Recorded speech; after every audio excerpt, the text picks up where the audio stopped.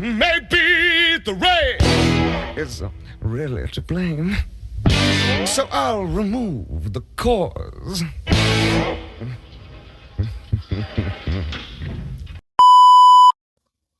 歡迎大家嚟到無所事事研究所。今個星期我哋要嚟研究嘅嘢係究竟咩係溝片？溝片即係咩？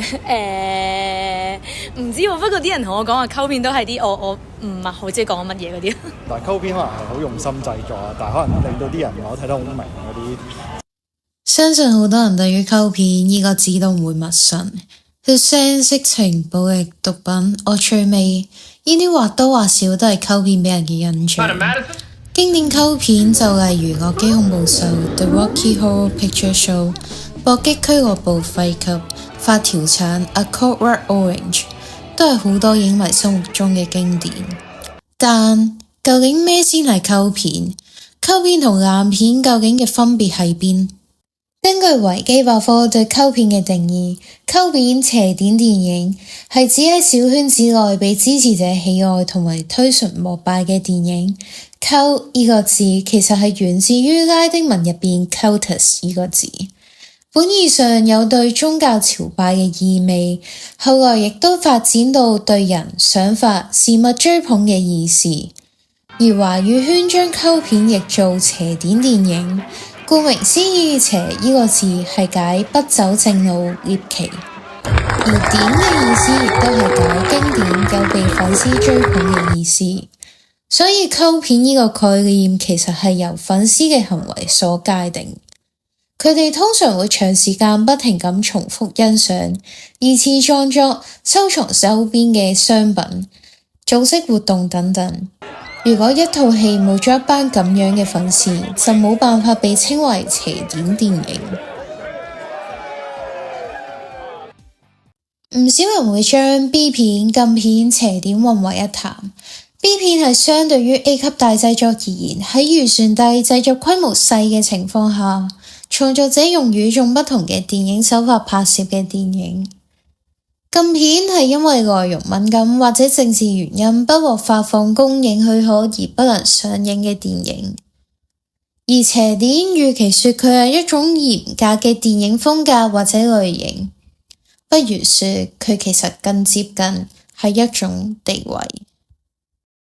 喺1971年由 Stanley Kubrick 執導嘅《A Clockwork Orange》發條橙改編自 Anthony Burgess 嘅同名著作，其中多個令人瞠目結舌嘅場景亦都令發條橙喺多個國家成為禁片。不過作者其實本身都唔係好鍾意個故仔，佢將小說視為一個唔成熟嘅作品，而導演嘅電影版亦都同原著嘅結構好唔一樣。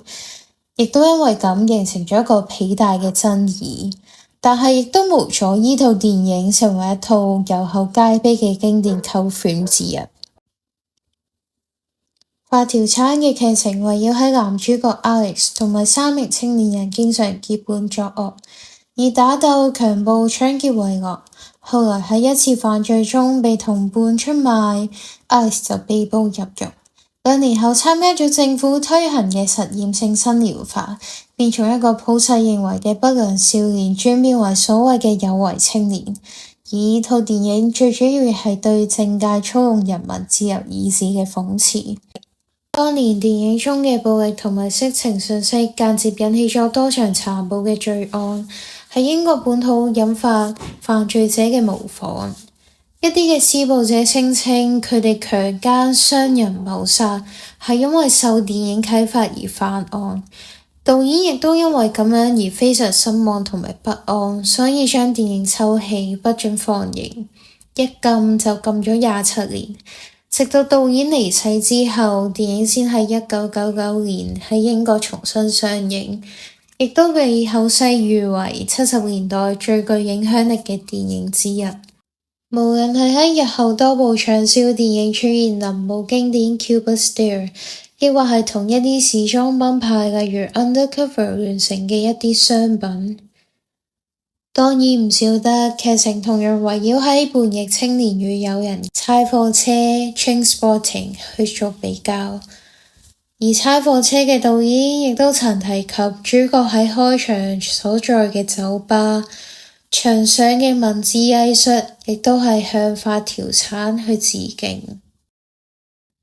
另外一套經典嘅溝片《The Room》，香港譯名叫做《混實》，喺2003年上映，被稱為史上最爛嘅電影。身兼導演、編劇、演員嘅 Tommy Wiseau 處女下海，更投資600萬美元製作呢部電影。然而老土又誇張嘅劇情，大量欠缺連貫性，又有違大眾審美眼光嘅畫面，令到佢得到一面倒嘅劣評。雖然同院線做唔成朋友，但係意外地喺 DVD 市場揾到第二出。無論係令人毫無頭緒嘅減球、拋接遊戲，猶如英語教學嘅設計對白，或者頻頻中插入莫名其妙嘅舊金山風景平移畫面，都令人睇得好嬲又好笑。不過正因為佢夠爛、夠荒唐，一啲嘅邪教信徒先得以追蹤，共同恥笑佢，並從中獲得無比嘅樂趣。雖然如此，但係呢套電影卻離奇地得到一班粉絲嘅瘋狂熱愛。佢哋除咗仿效角色嘅衣着同埋語氣，仲會聚集埋一齊背誦劇本，更是 Tommy 為神級偶像。喺2017年嘅時候，James Franco 以笑片嘅形式重演呢位傳奇人物嘅故事，更憑此獲得最佳男演員獎。The Room 引發嘅熱潮可謂一時無兩。呢套電影嘅巨大成功，其實亦都正反映出大眾嘅真實需求。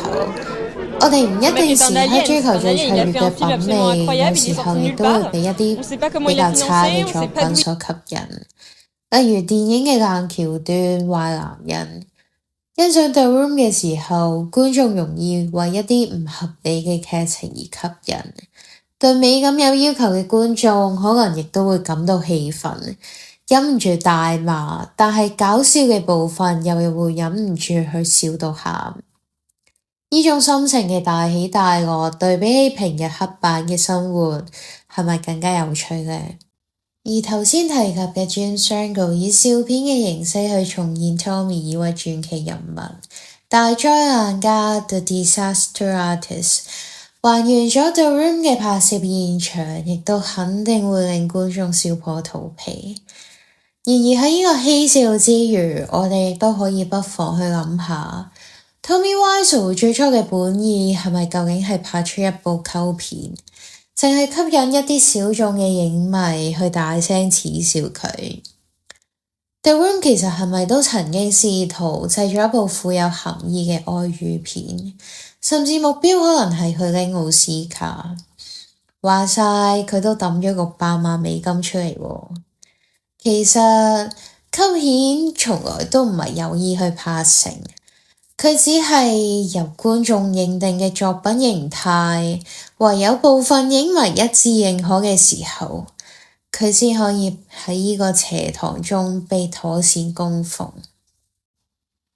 咁今集無所事事研究所嘅研究就係咁多啦，唔知大家對於溝片嘅定義又係點呢？又或者心目中有冇啲好鍾意嘅溝片呢？不妨留言話俾我哋聽，咁我哋下集再見啦，拜拜。